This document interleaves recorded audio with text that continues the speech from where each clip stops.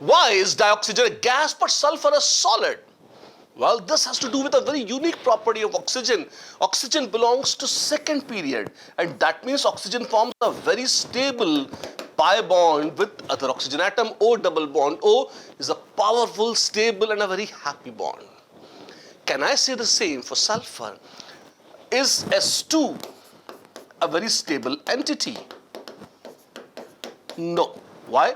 Sulfur hates forming pi bonds because if you move down the group, as the size of atom increases, the strength of sideways overlap or lateral overlap decreases very sharply, and the pi bonds between sulfur becomes very, very poor. What happens? What happens is this. Let me show you. You have SS, yes, and you have,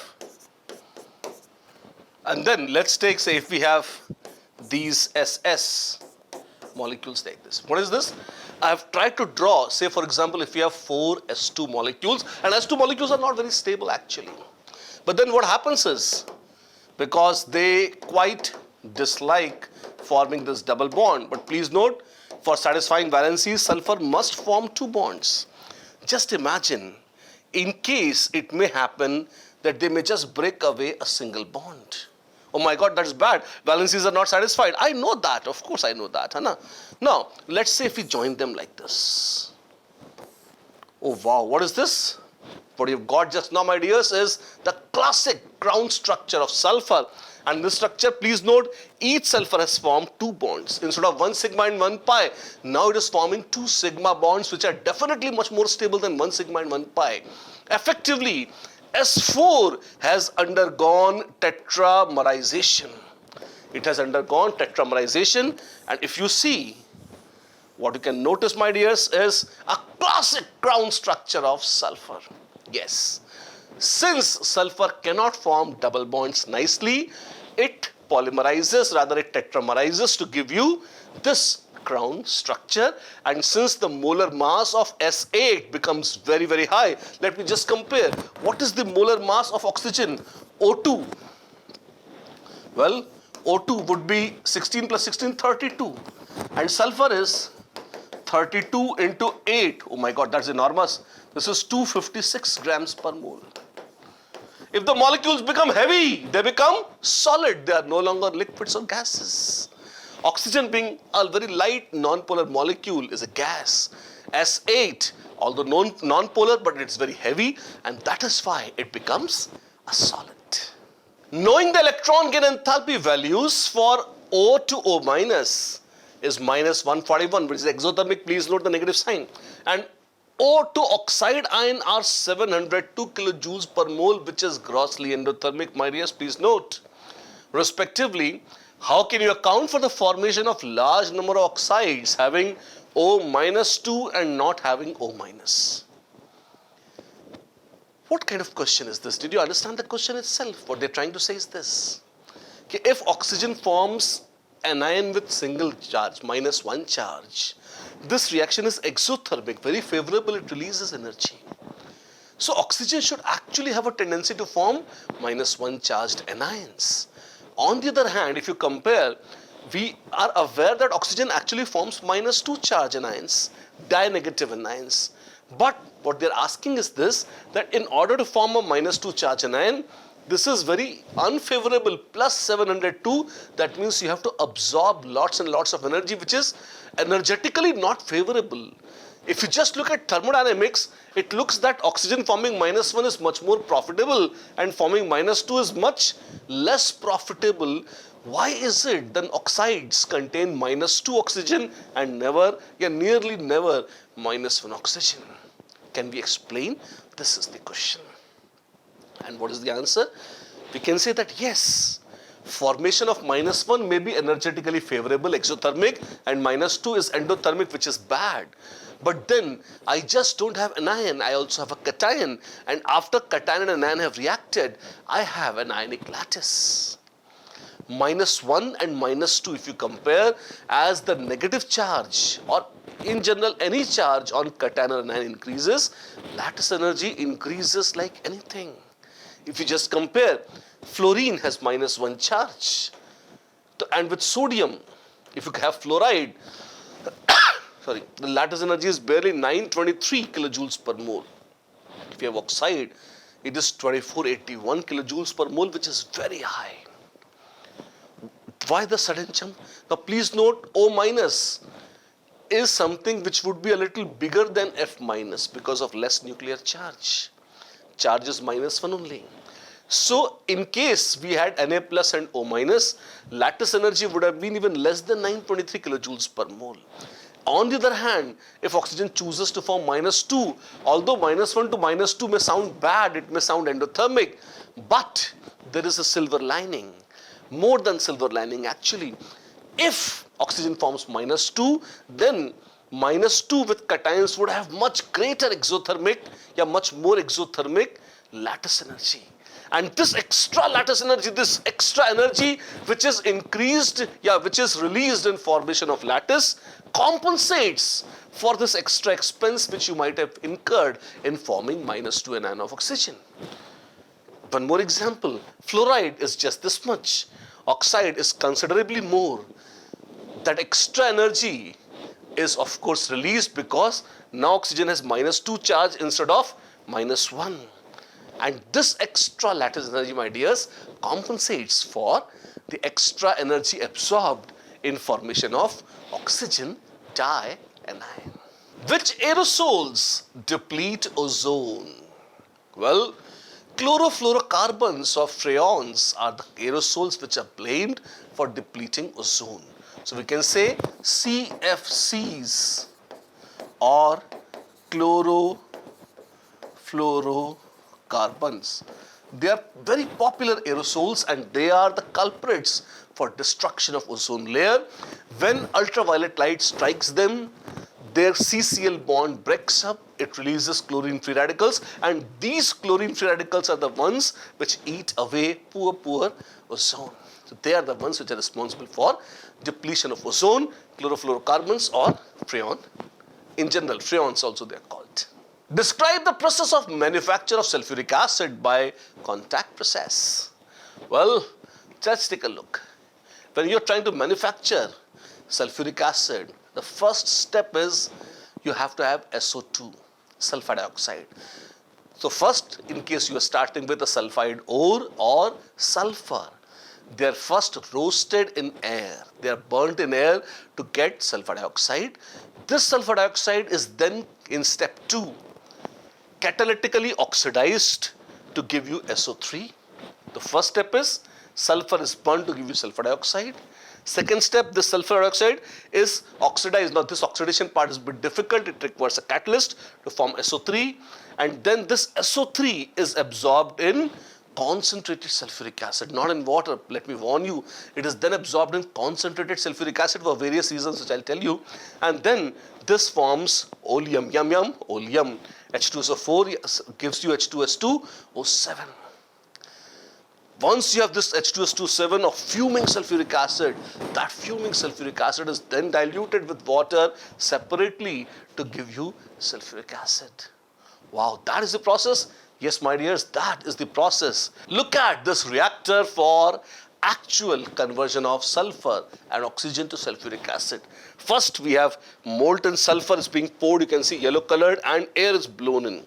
Sulfur is burning and you are getting sulfur dioxide. This sulfur dioxide, see, sulfur it burns, it combines with 2 atoms of oxygen to give you SO2 or sulfur dioxide. This SO2 then gets oxidized to SO3. In which way? Now you have a catalyst. Normally V2O5 vanadium pentoxide catalyst is used. Sometimes people use NO2 also, see that is a catalyst, and you're getting sulfur oxidized to SO3. This SO3, see sulfur, SO2 is coming in, there is a catalyst bed, it gets oxidized to SO3, SO3 being heavier sinks down, and this SO3 is then taken away into an absorber. Oh wow, what is this absorber doing? As SO3 rises, now we are raining sulfuric acid from here, and this sulfuric acid, as it comes down, it keeps on absorbing SO3 gas which is moving up, and when it moves down, at the bottom what you have is oleum, H2S2O7. And this oleum is then diluted with water. You mix water in this, and oleum with water gives you nice, happy sulfuric acid. See, this, my dears, is the process, the classic contact process for generation of H2SO4 from sulfur. Let's take a look at the reactions once again. Sulfur burns to give you SO2. This is automatic, spontaneous. You don't have to motivate anything. You just burn sulfur, you get sulfur dioxide. And you know, this happens in Deepavali also. When you burn crackers, you get some sulfur smell, and that sulfur smell is actually smell of sulfur dioxide. Burning crackers release sulfur dioxide, and this is what you smell normally after bursting crackers. This sulfur dioxide needs a little push, some motivation for getting oxidized to sulfur trioxide. This motivation is provided by a catalyst V2O5 or vanadium pentoxide. Sometimes NO2 gas also can be a catalyst, but that is homogeneous catalyst. V2O5 is a very good heterogeneous catalyst, and well, if you just take some heated V2O5 and you pass this mixture, you get SO2 oxidized to SO3. Fantastic. Now, honestly speaking, SO3 has very, very high affinity towards water. What does this mean? It means that very clearly, if you dissolve SO3 in water, SO3 can dissolve in water very exothermically. It was going to release so much heat that entire mixture will begin to boil. So much so that actually what you get is a mist. What? What is a mist? In cold weather, you might have seen some kind of a fog or a mist when water droplets in air condense and give you a foggy kind of a view, right? So does it become cold? No, this is not cold. SO3 with water, everything is boiling, and suddenly instead of liquid, water passes into colloidal state in air and it becomes mist. And unfortunately, this mist does not contain droplets of water. It contains droplets of water which has absorbed SO3, and that has become now H2SO4. H2SO4 is a very dangerous acid, and this dangerous acid, if it is sitting in bottle, is dangerous enough. But if it becomes mist, that means you cannot bottle it up. It is now up in air. It is going to drift away with air. It is going to spread everywhere. And that becomes very, very dangerous because people may inhale this. It spreads over everywhere. It destroys everything. It's most dangerous, as bad as it gets. So this reaction is never done directly, never. What do people do? People say, SO3, you don't react with water. We will give you more sulfuric acid. Okay, now sulfuric acid is already Papa G of SO3. So SO3 cannot create any problems for sulfuric acid because that itself is very dangerous. Somehow they combine to form H2S2O7, which is oleum. Very comfortably, easily, happily, they love each other. And this oleum also releases heat. In this process of reaction or mixing, they release heat. But since you have no water, you just have sulfuric acid, you have oleum, what you find is that usually this heat is not sufficient to convert the sulfuric acid to any kind of dangerous mist. It stays as it is. So some heat is released, you let it cool down, fine, cool, yes, cool. And then in a separate tank, now you take away this oleum, fuming sulfuric acid, deadly and dangerous. And now slowly you sprinkle small quantities of water so that in a controlled way, this oleum gets diluted and SO3 present within oleum reacts with sulfuric acid with water to give you sulfuric acid. And this is the method by which you actually get your sulfuric acid using contact process. This is the manufacture. Why is SO2 an air pollutant? Well, honestly, one can say just smell it and feel it, but then there could be a more systematic answer. See, what is a pollutant? A pollutant is something which disturbs the original effect or composition of the given substance. Now, air itself has a nature. Air contains oxygen, nitrogen, and tiny bits of other gases. We breathe air, etc., etc. You know all that. Anything would be considered as a pollutant if it disturbs the quality of oxygen or air. Now, how does SO2 act as a pollutant? First, if you're trying to breathe such an air, you would find that this becomes a very substantial irritant for larynx and lungs. You start coughing. If you are constantly breathing in air which contains sulfur dioxide, people develop asthma. And unfortunately, if you're living on sides of a highway or maybe places which are highly polluted, people may even develop things like lung cancer.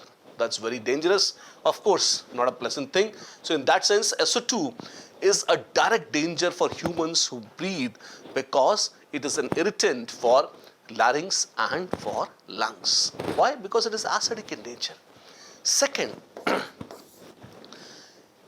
if you have plants exposed to sulfur dioxide for a long time, slowly you find that the green color of plants fades away.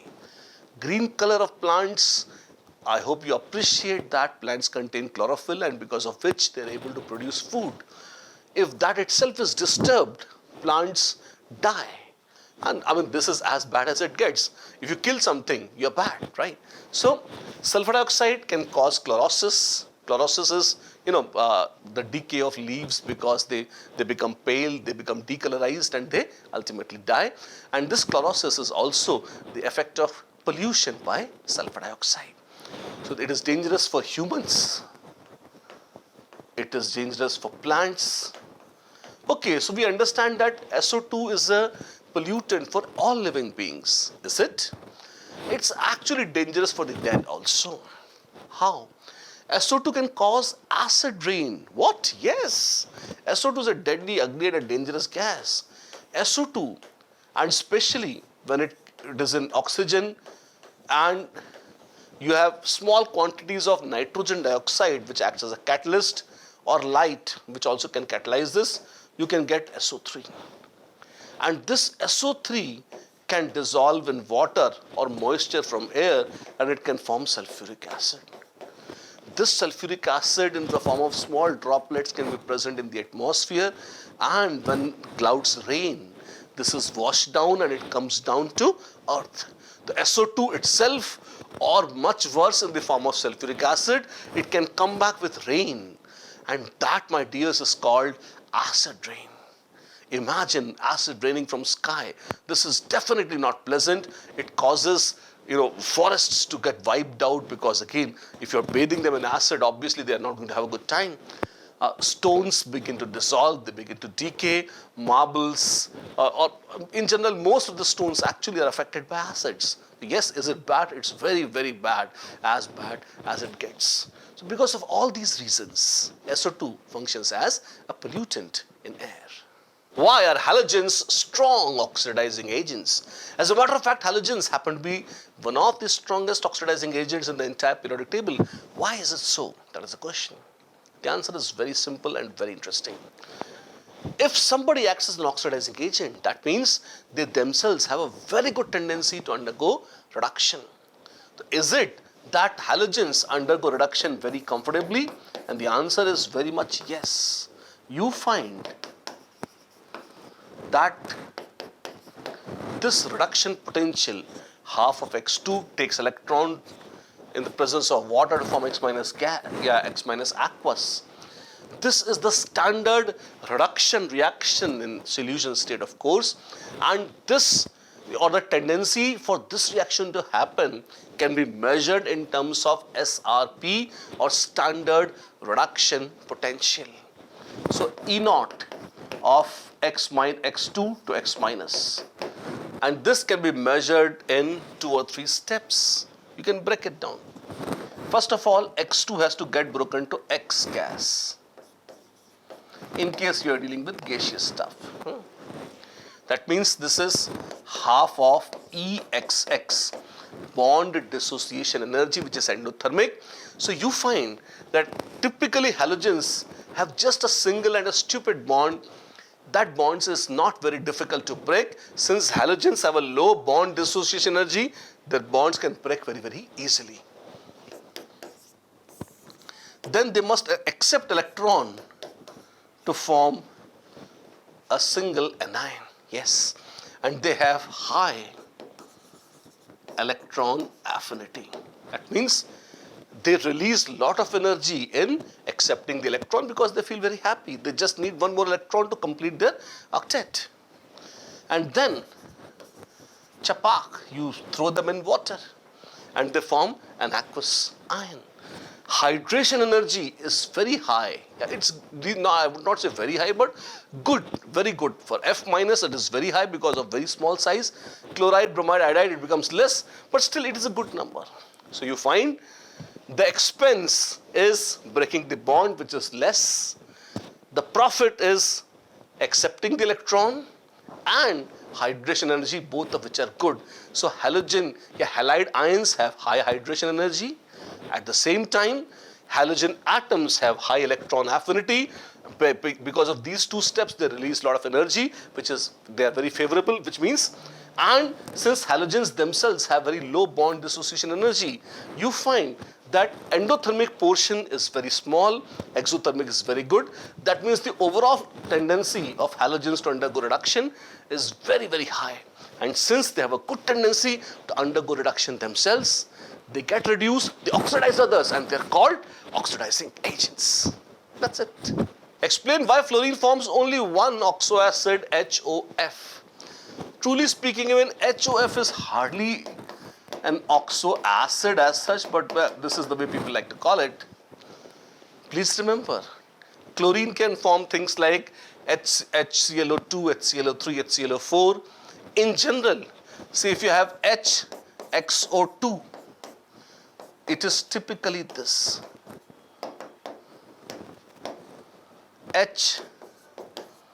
HXO3 is this, and HXO4 has this Lewis dot structure.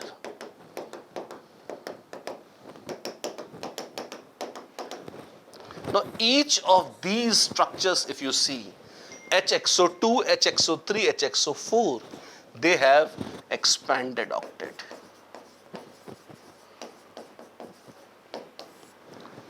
One, two, three, four, five, six, 7, 8. You typically find that each of these halogens has typically an expanded octet. They contain more than 8 valence electron, like 1, 2, 3, 4, 5, 6.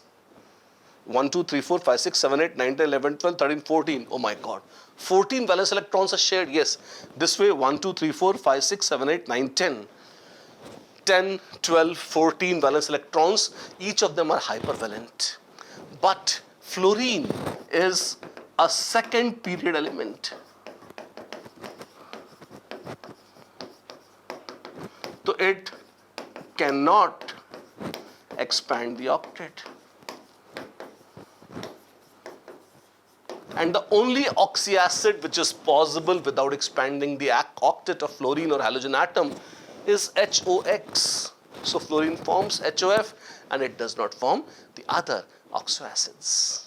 Explain why, in spite of nearly the same electronegativity, nitrogen forms hydrogen bonds while chlorine does not. Now this is a very interesting proposition, a very interesting claim. Do you actually know, first of all, how was hydrogen bonding guessed? Why do people say that something like a hydrogen bond exists? I'll give you a very beautiful data. If you just plot the boiling points of HF, HCl, HBr, and HI, this is the order of boiling points versus molar mass. You find that HF has abnormally high boiling point. HCl is minimum. That means HCl does not show any special characteristics as such. The abnormality is only attributed to HF, and we say this happens because HF has hydrogen bonding. HCl, HBr, and HI, since they do not possess hydrogen bonding, increasing molar mass causes an increasing boiling points, but since HF has extra attraction because of hydrogen bonding, HF has the highest of these boiling points. My answer is, had chlorine also shown an abnormal rise here, we could have said that HCl also undergoes hydrogen bonding. But the fact remains that HCl does not show any such deviation experimentally, so we can safely say that no hydrogen bonding exists in HCl. This is the experimental proof. But this is not what they're asking. What they're asking is the theoretical portion. Why should nitrogen form H bond? I have not included nitrogen here, but if you see a similar graph, nitrogen will show you NH3. This is the boiling point. Then you have PH3. Then you have ASH3. And then you have SbH3.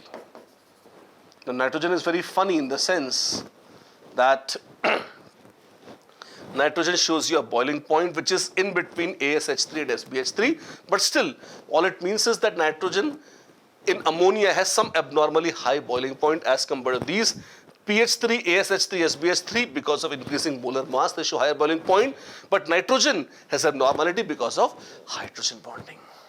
So nitrogen shows this deviation because of hydrogen bonding, chlorine does not show. This is an experimental proof that yes, HCl contains no H bonds while ammonia does. Reason? Same.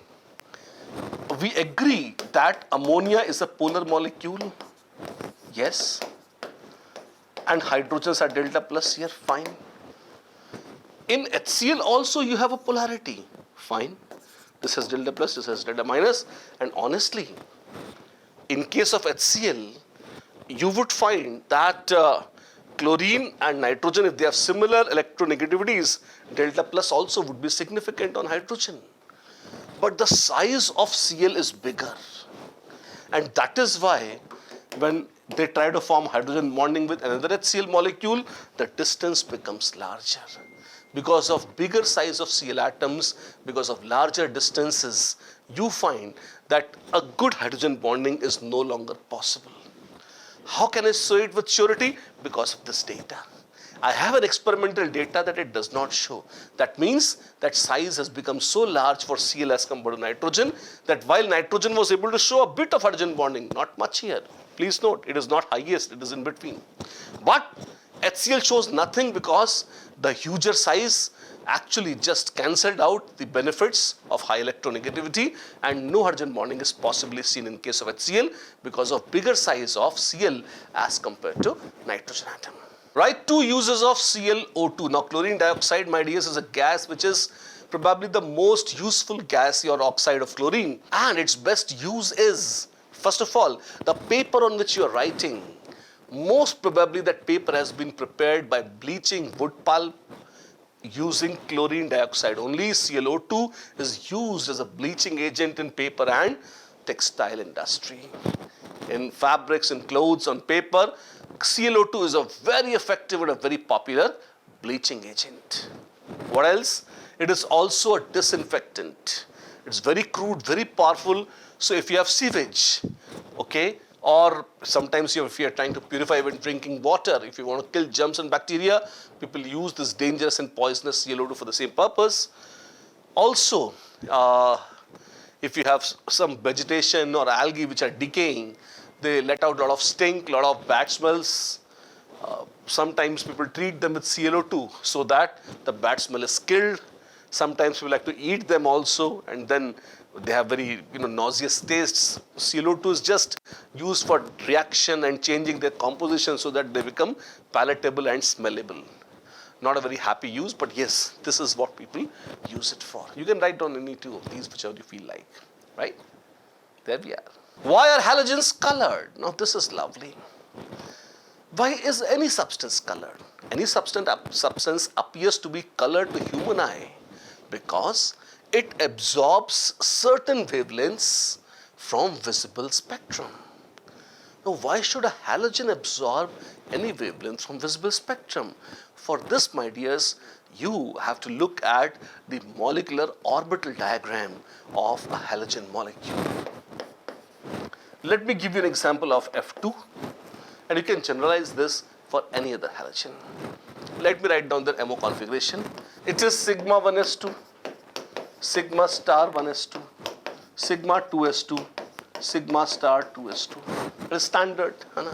Then you have sigma 2px, pi 2py, pi 2pz, pi star 2py, pi star 2pz, and then sigma star 2px. what I'm writing down is the electronic configuration of fluorine. In case you wish to talk about chlorine, bromine or iodine, instead of principal quantum number 2, this would become 3, 4 or 5 respectively. All of the things would, with some modifications, remain similar. So if you just look at this, this is highest occupied molecular orbital. And if you look at this, this is lowest unoccupied molecular orbital. This is empty, this is filled. And whenever light falls on this, you find that electrons from here jump to this orbital. And in this process, if the energy gap between this highest occupied MO and lowest unoccupied MO is small enough to belong to visible spectrum, you find that they will absorb visible photons and make a jump here. In case of fluorine, they absorb violet photons and they jump. And if you look at the color wheel or color chart, the complementary color of violet is yellow, and that is why fluorine appears yellow in color. As you move down the group, you find that the energy difference between highest occupied MO and lowest occupied unoccupied MO decreases. As principal quantum number increases, you find energy gap decreases. So this excitation becomes relatively more easy, and the color of halogen keeps on becoming more and more intense on moving down the group. This, my dears, is the most accurate explanation of why halogens are colored. Write the reactions of fluorine and chlorine with water. Well, fluorine reacts like a king with water, explosively, exclusively, and actually fluorine, when it oxidizes water, it not only produces O2 but also ozone. Fluorine reacts with water to form ozonized oxygen. It reacts with water to form ozonized oxygen. So actually, what can fluorine do? Fluorine can simply oxidize water and liberate oxygen. But because it is very powerful, in order to just flaunt its power, fluorine can not only produce O2, it also produces ozone. Water is oxidized to ozonized oxygen. What a style. Chlorine has no great power like this. If you have water plus chlorine, they can stupidly react to give you, this is like with fluorine, it's a vigorous reaction, bubbles raging and a lot of things happening. Chlorine is just cool. You have HCl and HOCl. And that also, like much of chlorine can remain unreacted and dissolved in water, and partially it gives you this, and HOCl can dissociate to give you HCl plus nascent oxygen.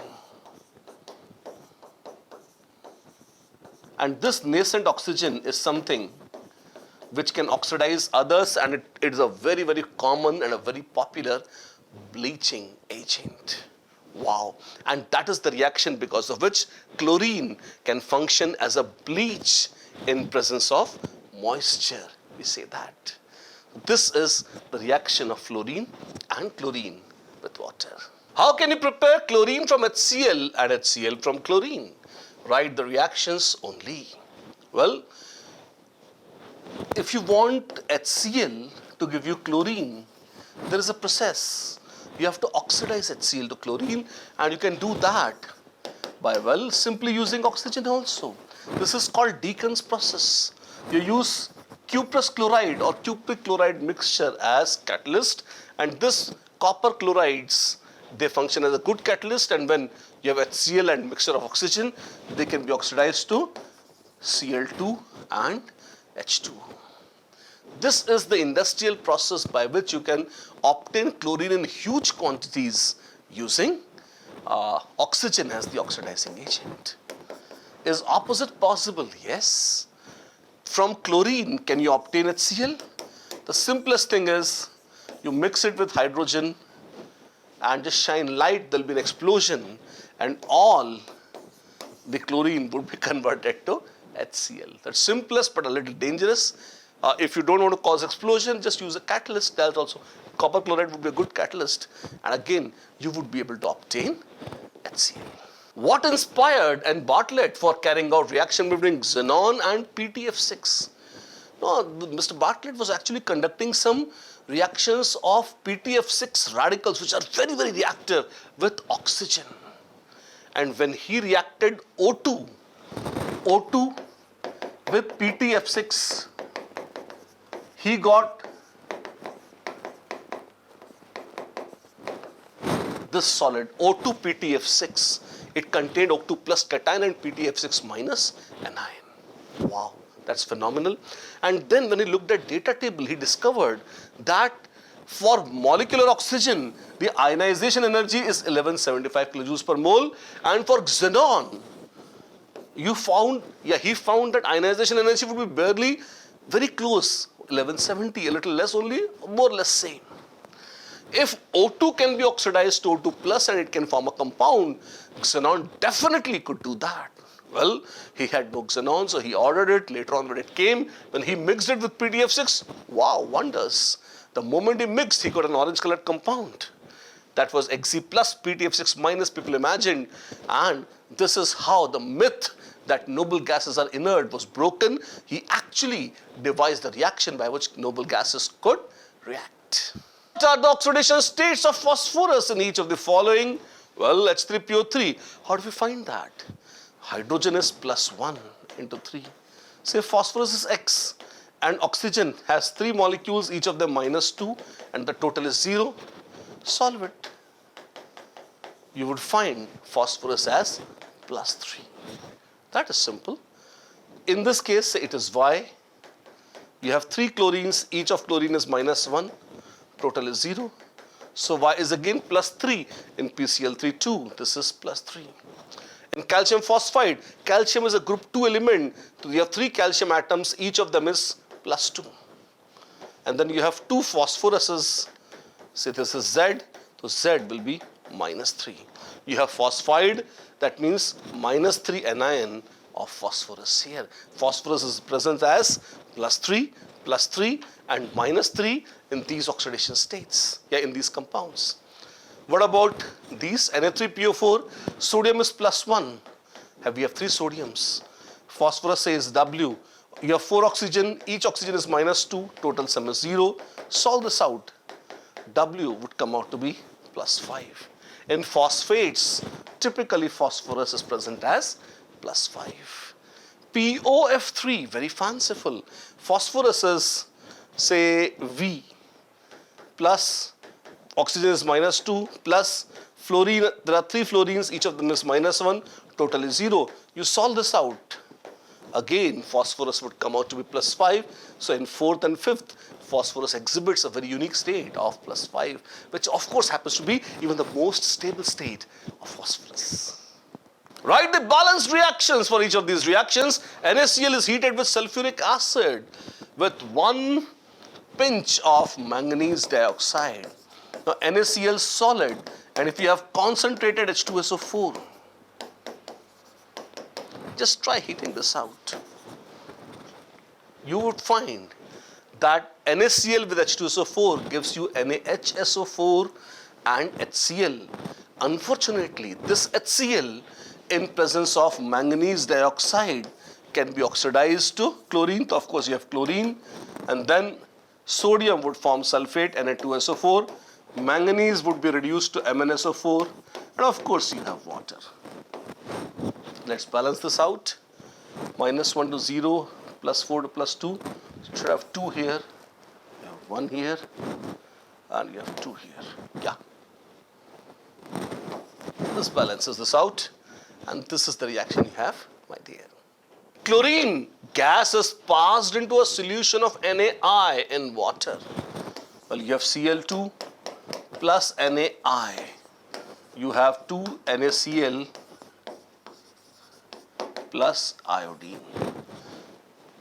The solution will turn brownish, and if you keep on passing chlorine, it will slowly turn dark because of violet coloration of iodine. What did you say? Iodine is violet in color, yes.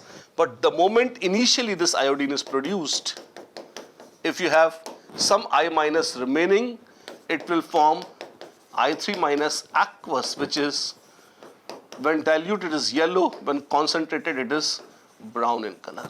So when you begin passing chlorine, you would obtain a faint yellowish color. If you keep on passing chlorine, it becomes brownish because of greater concentration of I3 minus. If you keep on passing more and more chlorine, it will eat away I minus. This I minus gets eaten away, so only iodine remains. So you would be able to see a violet coloration of iodine itself. These are the reactions or observations which happen if you happen to pass chlorine through an aqueous solution of NaI. How are xenon fluorides XeF2, XeF4 and XeF6 obtained? Actually, each of these is obtained by direct reaction between elements xenon, xenon and xenon. When it reacts with fluorine, fluorine and nothing but fluorine, under different conditions you can obtain XeF2. Please remember it is a solid, or XeF4 or even XeF6. When? Well, if you have 400 degrees Celsius and atmospheric pressure, you get XeF2. If you have excess of xenon, if you have large excess of xenon, just heat them together, you get XeF2. Wonderful. If you just heat them a little more, 600 degrees Celsius, and the pressure also is increased, these are rough values, not very accurate, but nonetheless, and you use a little more fluorine, not so much of excess of xenon, you would tend to obtain XeF4. And if you increase the pressure, 60 to 70 bar, oh my God, and 1:20 ratio of xenon to fluorine, that means you use large excess of fluorine. You may not heat as much. Actually, just 300 degrees Celsius is fine. But still, you would be able to obtain XeF6. These are the rough conditions under which XeF2, XeF4 or XeF6 can be obtained. And one point, let's not forget, what about this? We have not specified the ratio. Roughly it is 1:5 mole ratio. Please note, if you look at balanced equation, it is 1:2. But practically, if you take 1:5 mixture, that means fluorine in somewhat excess, you would tend to obtain XeF4 in better amounts.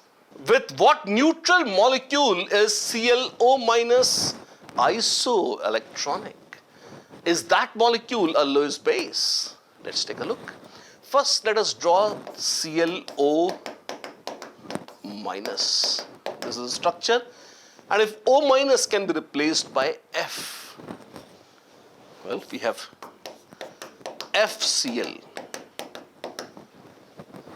This is a neutral molecule which is isoelectronic with ClO minus. Don't you forget, isoelectronic means a structure. Yeah, if two species have same total number of electrons, not valence, same total number of electrons, then they are said to be isoelectronic. And O minus is very, very much isoelectronic with fluorine. They resonate very well, and this is what we get. Okay, and is it neutral? Of course it is neutral, and this is what we have obtained. Is this a Lewis base? FCl, I mean, of course it has plenty of electrons, there is no doubt about that, but it's very reactive molecule also. We would not say it's a very beautiful and a very good Lewis base simply because oxygen has a minus charge. Because of a minus charge, it has a tendency to donate electrons. This has no negative charge. So the tendency to donate electrons will be much lesser. Whenever any species has a lone pair of electrons, always in potentiality you can say it's a Lewis base, but this would be such a poor Lewis base that you can say that it is practically not a Lewis base at all. The major tendency of FCl would not be to act as a Lewis base because the negative charge is gone. How are XeO3 and XeOF4 prepared? Well, both of them can be prepared by hydrolysis of XeF6. You start with XeF6 and first add very little moisture. You would obtain XeOF4 plus HF 2 times like this. This is what you would obtain.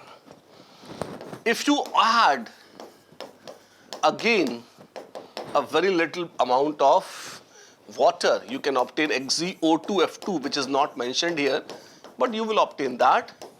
And still, if you add more water, you could use a little excess also, that's okay. You would obtain XeO3.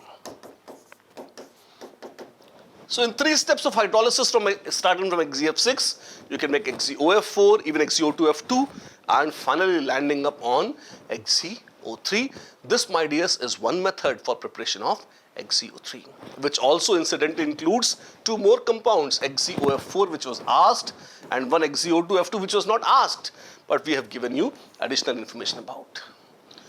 Anything else? Yes. You could also use XeF4 can very well react with water. My God, it can form Xe, it can form XeO3, it can form HF, it can be oxidized to oxygen. Lots and lots of showdown and drama, but this is what you can obtain. Well,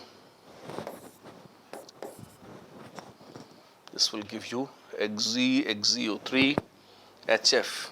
HF you have plenty, 24 HF. No dearth of HF as such, and then you get oxygen. Balance this out.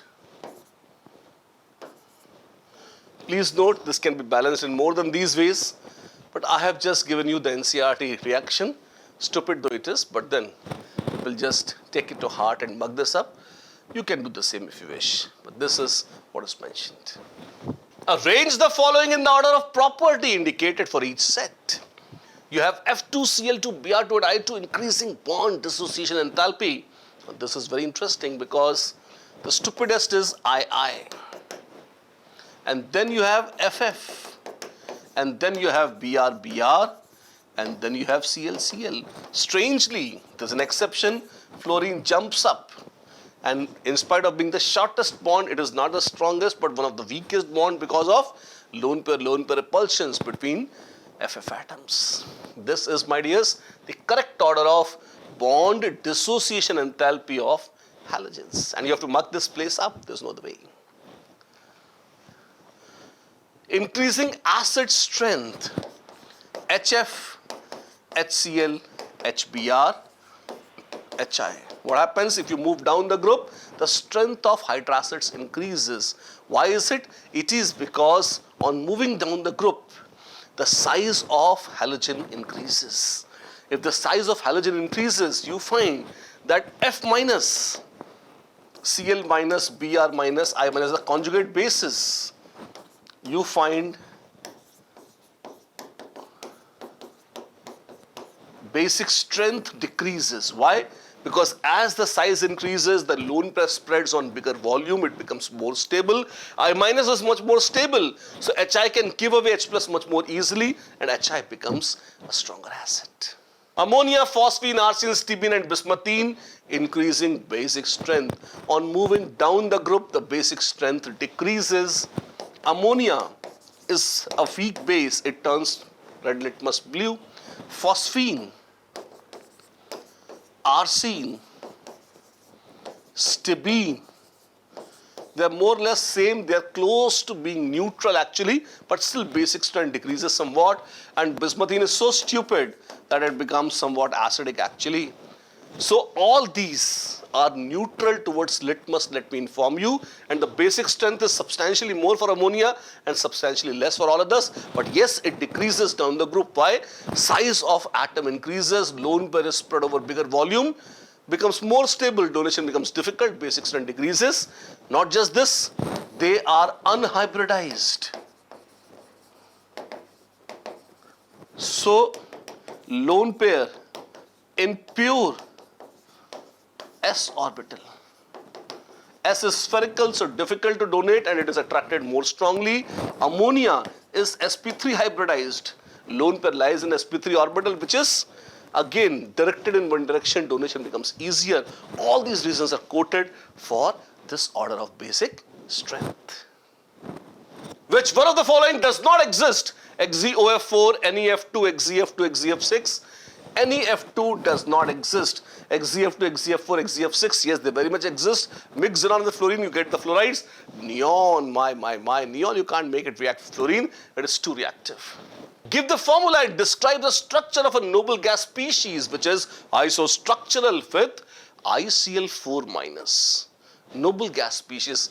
This is going to be XeF4, sp3d2 and square planar.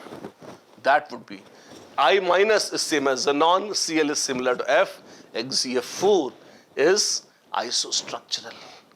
IBr2 minus is similar to XeF2, sp3 dehybridization and linear geometry.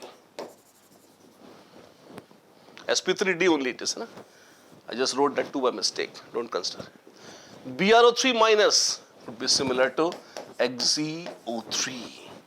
This is sp3 hybridized and trigonal pyramidal structure. This, my dear, are the answers to this question. Why do noble gases have comparatively large atomic sizes? First of all, the moment octet is complete, because of repulsion, the size increases somewhat, number one. Number two, actually it is more to do with the way we measure the atomic size. Atomic size is measured in terms of atomic radius. Now, if you are measuring covalent radius, please note this is after a covalent bond has been formed. So, do you see that actual radius I should have been able to measure if the atoms were just touching each other? This would have been the actual diameter or the bond distance, half of it would have been the actual radius. But we have no power over atoms. There is no way we can stop the atoms here and measure. So atoms just do whatever they want. And whenever they are forming a covalent bond, this is the way they do it. I cannot see, not that I am stupid, everybody is stupid. So no scientist on earth can see electrons. So they measure the distance between the nuclei, divide it into half, and this is what they call covalent radius, which obviously would be lesser than the actual radius. In case of noble gases, what you are able to detect is van der Waals radius, the distance between two atoms. And they are not bonded, so they are slightly away from each other. You just measure the smallest distance between the nuclei and divide it by 2. So what you get is a van der Waals radius, which obviously will be larger because the distance will be a little more than their actual radius. So since the method of measurement is somewhat different for them, that is the major reason for their observed greater radius. It is a different skill altogether. Also, whenever you complete the octet or the shell, because of overall repulsions, the size somewhat increases. Both these reasons contribute to bigger size of noble gases. List the uses of neon and argon gases. Well, what are the uses? Neon is used in discharge tubes. You see a lot of glow sign boards, etc. Beautiful red lights by which any sign board or the publicity boards are made.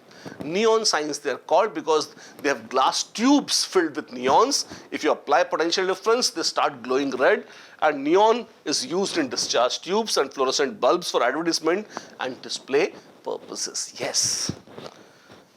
Neon bulbs are used in botanical gardens and in greenhouses. Yeah, they look good, they provide good light, and the good thing about neon red signs is that the distance which this light covers is very high. They can be seen from a good distance with good degree of clarity, and that is why they are quite popular. Now, if you are talking about argon, argon is even lovelier. Because of its inert nature, it is used to fill electrical bulbs, and please remember, argon is around 1% of Earth's atmosphere. It is present in much more huge quantities, so relatively cheaper also. So earlier, not now, but earlier when people used to use tungsten filaments in bulbs, they used to fill them with argon so that the oxidation of tungsten becomes slow and the life of bulb could be high. Like these were the bulbs. You can see a filament like this. This used to be a tungsten filament, high resistance. When current passes through this, it becomes heated up, it glows. And this was filled with argon so that oxidation doesn't happen and tungsten stays as much in life as it can. It is again used in providing inert atmosphere in a number of metallurgical processes. Especially, when oxygen can cause oxidation and metals, if they're oxidized, it becomes a kind of impurity or an irritant. We avoid this by using inert atmosphere of argon. Pure argon is used in gas chromatography as well. Gas chromatography is a very interesting method for separating various components. pure argon is used there as well.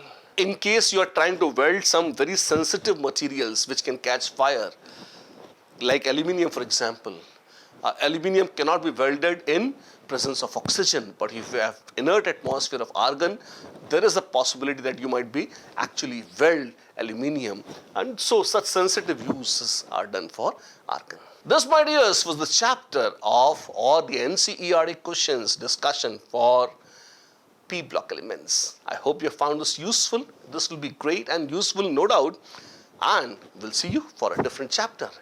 In case you want more details, if you want to study the chapter well, you're most welcome. Download the app of VYAS Certification. I'm Shishir Mittal, and we will together study more chemistry or any other subject on VYAS Certification platform. If you're interested, log in, download, and join. All the best.